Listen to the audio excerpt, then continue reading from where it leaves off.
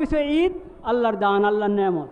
আল্লাহ আমাদেরকে বুঝিয়ে দিয়েছেন, হেদায়েত দান করেছেন কিভাবে আল্লাহর দরবারে কোরবান পেশ করতে হয়। তো এই জন্য আল্লাহর 2 রাকাত নামাজের পর খুতবা হবে। নামাজ শেষ হওয়ার পর হলো কোরবানি, নামাজের আগে কোরবানি নয়। নামাজের আগে যদি কেউ জবাই করে ফেললো তাহলে নবী করিম সাল্লাল্লাহু আলাইহি ওয়াসাল্লাম লাহমু শাত, ওটার গোশত হালাল, তুমি আল্লাহর নামে জবাই করেছ, হালাল গোশত তুমি খেতে পারো, হালাল গোশতের কাজে আসবে, এটা কোরবানির কাজে আসবে না।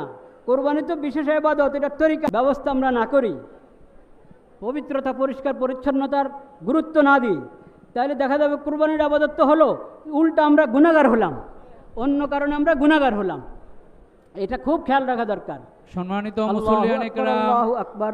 এ পর্যায়ে আমাদের মাঝে উপস্থিত হয়েছেন গণপ্রজাতন্ত্রী বাংলাদেশের মহামান্য রাষ্ট্রপতি জনাব মোহাম্মদ শাহাবুদ্দিন। আমরা মহামান্য রাষ্ট্রপতিকে জাতীয় ঈদগাহে স্বাগত জানাচ্ছি, ঈদ মোবারক জানাচ্ছি। নিয়ত ঈদুল আজহার নামাজ পড়ব।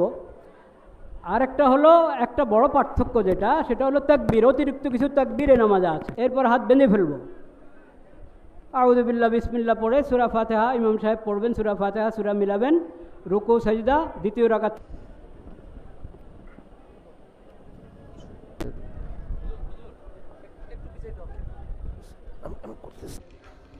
ইহদিনাস সিরাতাল মুস্তাকিম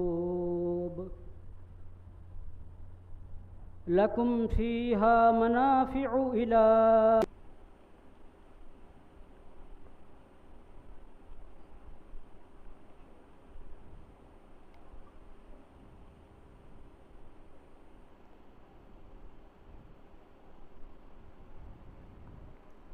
سمع الله لمن حمده ربنا لك الحمد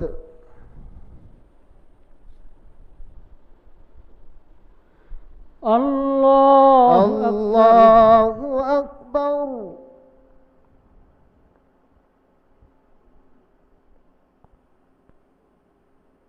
وأطعموا القانع والمعتر كذلك سخرناها لكم لعلكم تشكرون الله أكبر الله أكبر الله أكبر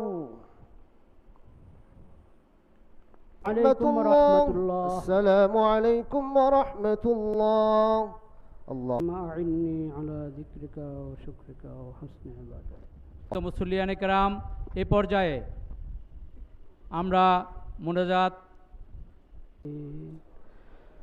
ربنا ظلمنا أنفسنا وإن لم تغفر لنا وترحمنا لنكونن من الخاسرين آمين اللهم ربنا آتنا في الدنيا حسنة وفي الآخرة حسنة وقنا عذاب النار ইয়া আল্লাহ, যেখানে মুসলমানরা সংখ্যালঘু, ইয়া আল্লাহ মুসলমানরা যেখানে সংখ্যালঘু সেখানে আর সংখ্যালঘু বলতে কিছু থাকে না, ইয়া আল্লাহ। আলহামদুলিল্লাহি রাব্বিল আলামিন, আমিন برحمتك يا أرحم الراحمين। عيد مبارك।